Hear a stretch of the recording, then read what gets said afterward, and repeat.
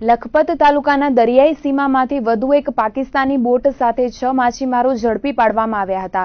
કચ્છની સીમામાં ઘૂસી આવેલા પાક માછીમારોને ભારતીય સીમા સુરક્ષા દળના જવાનોએ પેટ્રોલિંગ દરમિયાન ઝડપી પાડ્યા હતા અને પકડાયેલા 6 માછીમારોને સ્થાનિક પોલીસના હવાલે કરતા નારાયણ સરોવર પોલીસે આ તમામ માછીમારોને વધુ પૂછતાછ માટે ભુજના સંયુક્ત પૂછતાછ કેન્દ્રમાં મોકલી આપવામાં આવ્યા છે. પ્રાપ્ત વિગતો મુજબ કચ્છના ક્રીક વિસ્તારમાં આવેલ નળ ક્રીક પાસેથી આ પાકિસ્તાન બોટ ઝડપાઈ હતી. બોટમાં સવાર 6 માછીમારોને પણ બીએસએફે ઝડપી પાડ્યા હતા.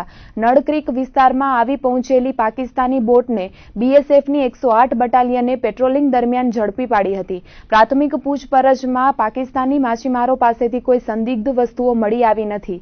તમામ માછીમારોને ભુજના જોઈન્ટ ઇન્ટ્રોગેશન સેન્ટરમાં મોકલી આપીને હવે તમામ સુરક્ષા એજન્સીઓ દ્વારા માછીમારોની પૂછપરછ કરવામાં આવશે. યતોડના જે 6 જણા નામ છે. પાકિસ્તાનથી 6 એ લોકો સાઉ બંદરથી નીકળેલ છે 9 તારીખના અને 10 તારીખના એ લોકોને સવારના 11 વાગે બીએસએફે આપણે ક્રીકમાંથી પકડેલ છે અને અત્યારે બીએસએફની 108 વાહિની પકડેલ છે અને અત્યારે રજૂ કરેલ છે.